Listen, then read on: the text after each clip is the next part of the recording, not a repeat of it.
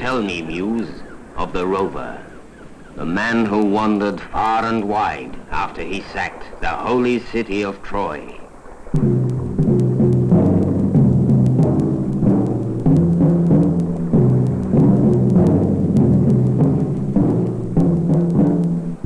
Many the men whose cities he saw and learned their minds, and many the disasters he suffered on the sea, trying to save his life and bring his comrades home. Tell us, goddess, daughter of Zeus, some of that story.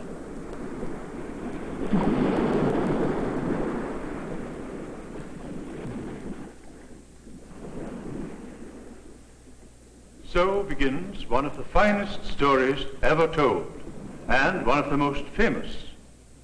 It is by the Greek poet Homer. Its name is the Odyssey, which means the story of Odysseus.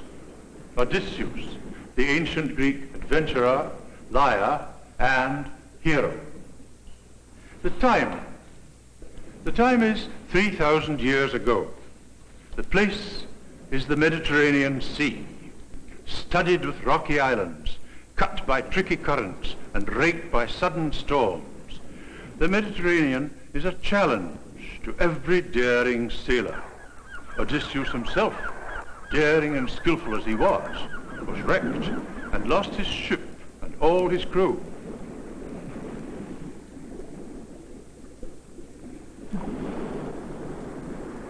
After we left the sun god's island, when no land appeared in sight, but all was only sea and sky, then the King of Heaven put a gloomy cloud above our hollow ship. The sea grew dark below. We sailed on for a little while, but suddenly the west wind roared upon us in a hurricane. A raging gust snapped through the ropes holding the mast. They broke. The mast fell backwards. All the sails and rigging collapsed into the hold, smashing the steerman's skull. Then Zeus above thundered and struck the ship with lightning, that all her timbers shivered under the crash of the bolt, smoking with sulfur. Overboard the sailors fell. Like gulls, they were carried away by the waves around the ship.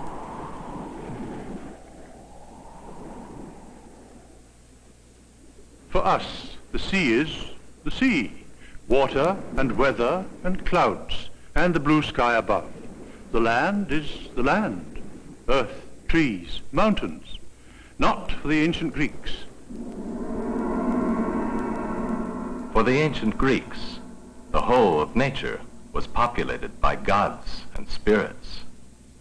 Islands, cities, mountains, the sea, all had their guardian divinities. And above them all, the embodiment of all power and justice, was the king of gods and men, Father Zeus. Shame upon all mankind! How they blame the gods! From us they say their troubles come, but they themselves, they suffer through their own willful folly and sin.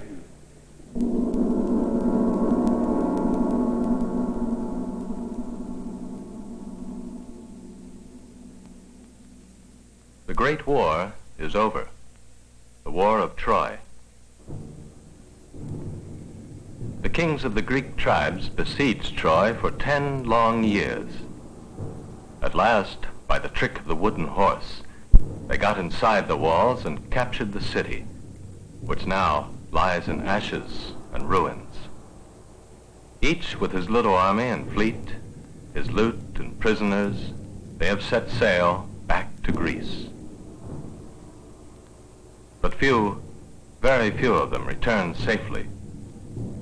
Listen to Nestor, oldest and wisest of the Greek kings, as he talks with Prince Telemachus, the son of Odysseus. My boy, well I recall the misery that we gallant Greeks endured so long in the land of Troy. There lies bold Ajax buried. There Achilles lies. And there my own dear son, Antilochus, the brave. For 9 long years, we struggled to destroy the Trojans with every stratagem. God made our victory hard. And when at last we captured Priam's lofty city and sailed away to be wrecked or storm-tossed on the voyage, why then, even then, God made our homecoming a horror. Some of the Greek princes offended heaven by committing an outrage during the sack of Troy or on the voyage home.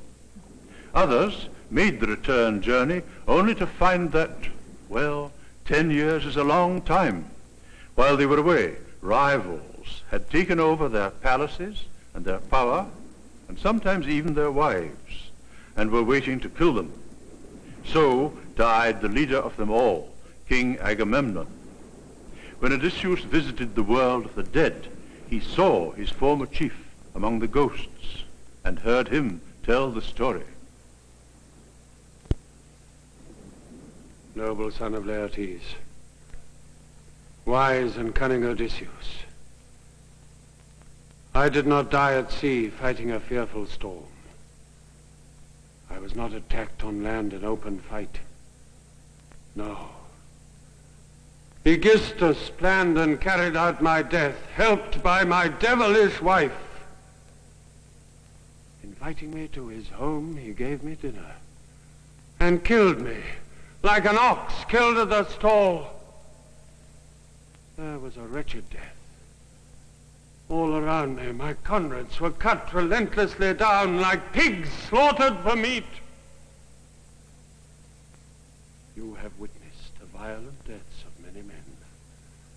Some killed in duels, some in the rough melee. But there was a sight which would have gripped your heart, to see us there beside the wine bowl and the feast lying felled to the ground, the floor seething with blood. Ah, with what anguish then I heard Cassandra screaming. That traitress Clytemnestra cut her down, clinging to me, while I lay dying on the ground, clutching the blade that killed me. Meanwhile, that she-wolf turned her back, and though my soul was leaving my body, she would not stretch a hand to close my mouth and eyes.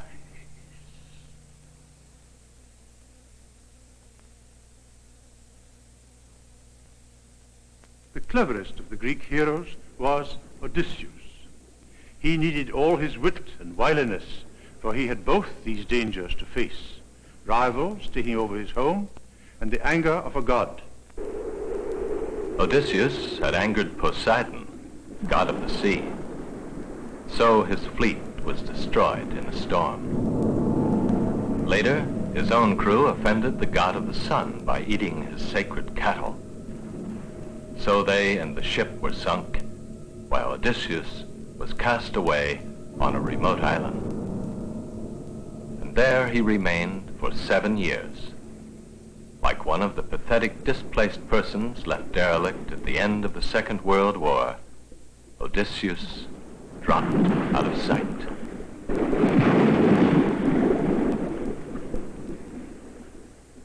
Meanwhile, his own kingdom, the island of Ithaca, and his own home were being taken over by rivals. These are the petty chiefs of Ithaca and the neighboring islands. They think Odysseus is dead, so they have moved into his house. Odysseus' only son, Telemachus, is still young, and he is all alone. What can he possibly do against them? Nothing but protest and appeal to their sense of justice.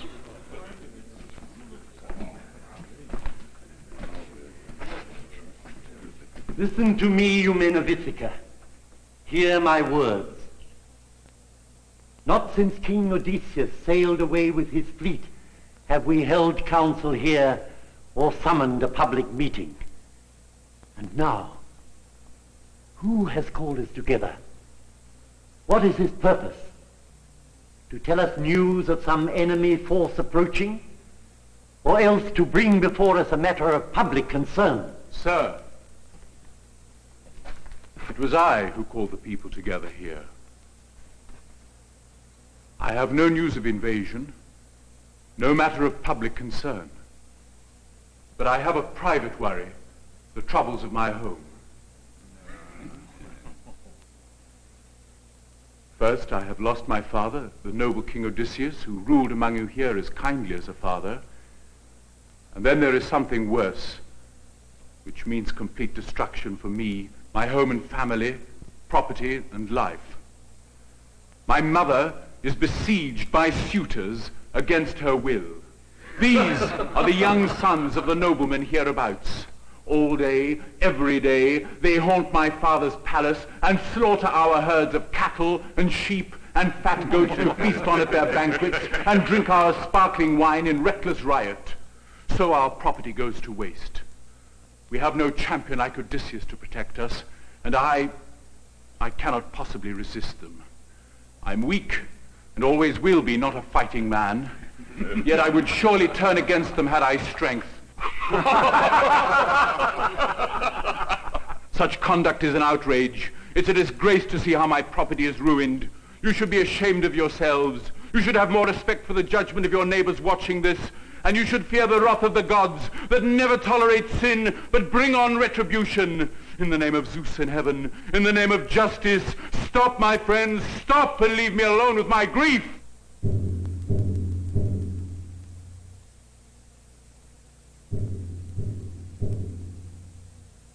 Telemachus, your speech is proud, and your temper is violent.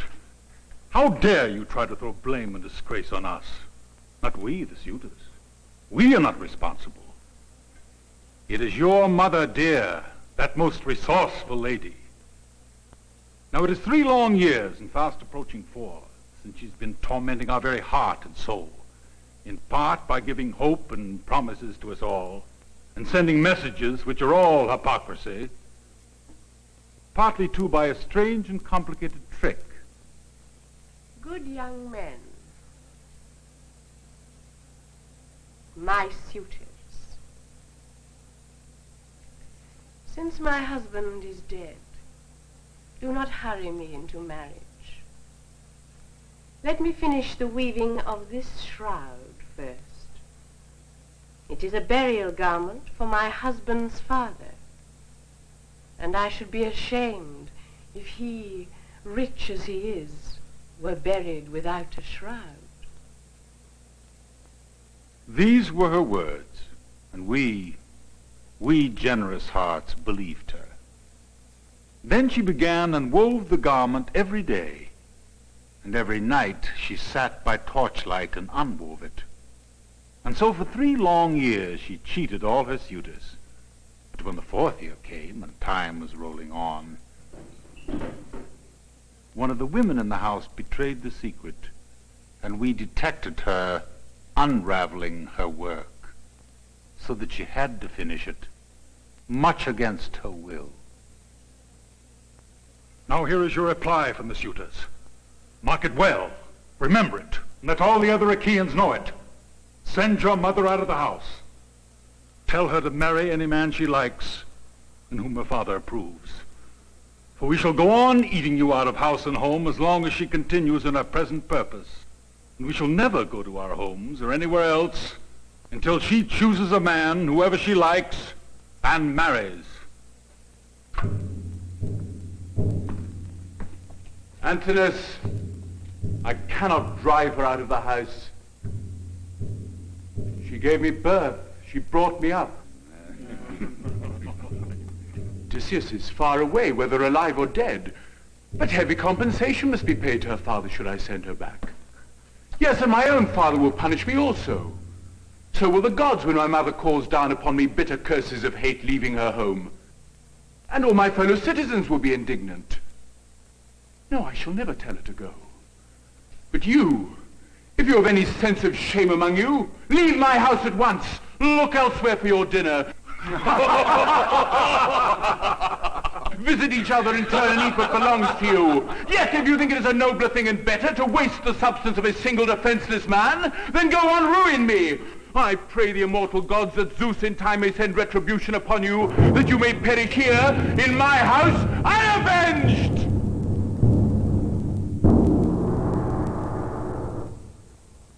With this, the story of the Odyssey has started. Or rather, the stories. It has a magnificently complicated plot, the Odyssey. Homer tells not one tale, but 3 interlocking tales. First, how Odysseus escaped from the lonely island and made his way home, and, against tremendous odds, recaptured his kingdom. Second, the story of his young son, Telemachus, growing up and becoming a man. And third, a long, long flashback, the tale of Odysseus' adventures in his years of wandering, between the capture of Troy and his being marooned on the distant island. How skillfully Homer seizes your interest at once. He doesn't begin at the beginning. You get that through the flashback. He doesn't begin in the middle. He begins very near the end and moves right into the heart of the action, only a few days away from the final crisis. When he launches the story, the 3 main characters are far separated from each other. Telemachus, as we have seen, is at home, but alone and friendless in his father's house, taken over by the tough suitors and the faithless servants. As for Odysseus, he is 1,000 miles away on the remote island. He has been living with a beautiful nymph of the island, Calypso. She has offered to make him immortal if he will stay there as her husband. This would appeal to many a younger and shallower man, like being shipwrecked on Valhalla and living there forever. But for Odysseus, it is not like real life. For him, real life means a home, a family, responsibilities, a place in the world. Without real life, Odysseus feels as though he were already dead.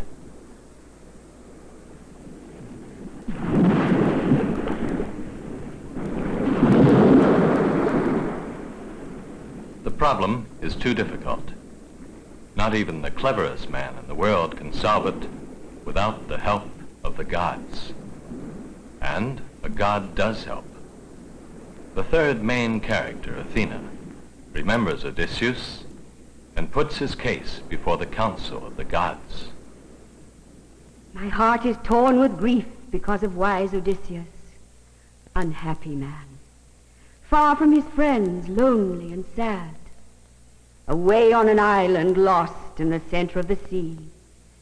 He yearns with all his heart to die, and yet you pay him no attention, Father.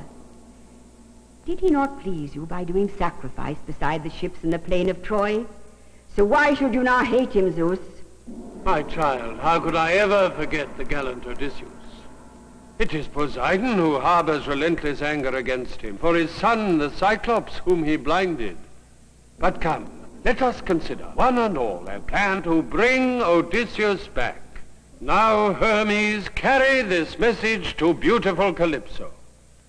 Odysseus must and shall go home. He will sail alone for 20 days at sea, in danger, on a raft, till he arrives at the rich island of the Phaeacians. They will honor him highly and give him splendid presents and take him in a ship to his beloved home. From this point, the 3 main characters begin to move towards one another. Athena leaves heaven. Disguised as a human being, a sea captain, she visits Telemachus and starts him on his quest. Odysseus, helped by Calypso, makes a sailing raft, and off he starts across the sea. Still pursued by the stormy anger of Poseidon, he lands on the island of the Phaeacians. And now comes the long flash back through the past 10 years. Homer brings it in so easily that it seems quite natural, although it's a triumph of the storyteller's skill. Odysseus is being entertained at a banquet by the king of the Phaeacians.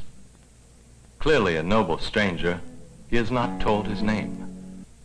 A blind minstrel has just sung a song telling of the last days of the Trojan War, the adventure of the wooden horse, of which Odysseus was the leader.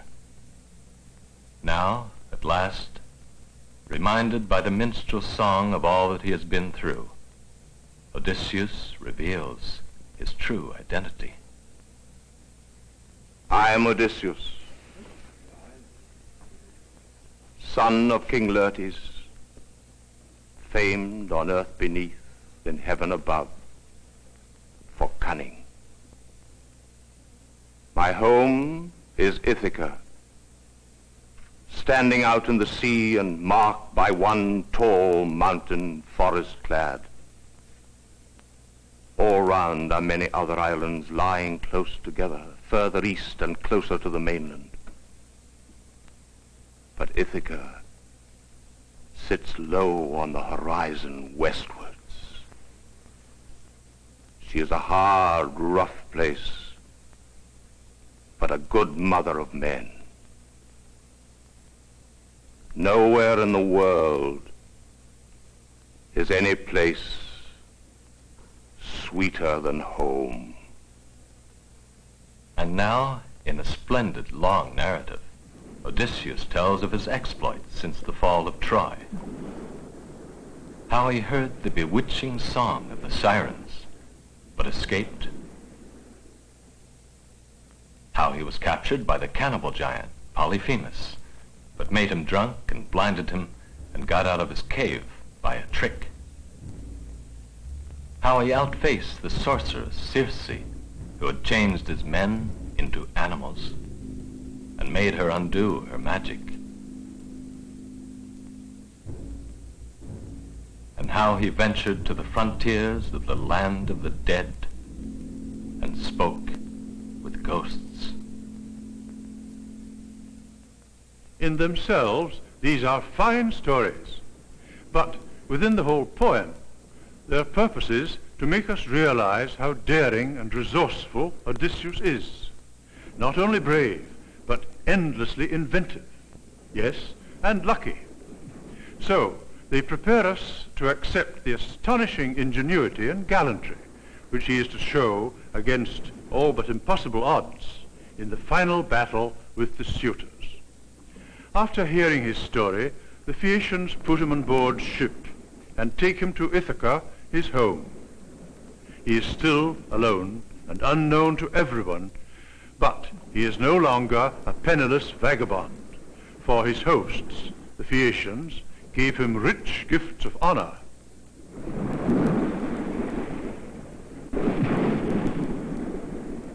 Safely home is Odysseus, but he is not safe at home. What would happen if he simply walked straight to the door of his house and ordered the suitors out? There are over 100 of them. They would simply pick a quarrel with him and surround him and finish him off. It's easy to be bold and rush into the thick of things and start fighting and get killed and be a dead hero. It's more difficult, but it's far better tactics to be clever. And that is what Odysseus does. Instead of going straight to his house, he goes far out into the country where his pigs are kept, a miserable, lonely place, but secure. And there he learns from his servants what has been going on, and at last he meets his son, Telemachus. Now, son, give me a list of the suitors. Count them over. I want to know how many and how strong they are, and lay out in my mind a full plan of campaign to see if you and I together can attack them without assistance, or will need others to help. Father, I have heard you praised for strength and wisdom, but what you say is far too bold. 2 men alone could never fight so many warriors. There are far more than 20. Well, listen to the count. 52 in all come from Dulichium, all young and strong, all chosen men with 6 retainers. From Sami, 24, and 20 from Zacynthus. From Ithaca itself come 12 men of the best. While we have only 4 servants beside ourselves. If we stand up inside the house against so many, then you may pay in blood and tears for your revenge. No, Father, what we need is allies. Think of some. Allies. We have Athena. We have Father Zeus. Excellent allies, yes, but they are in heaven. No. When they hear the war cry, they will be beside us when you and I attack the suitors in our palace.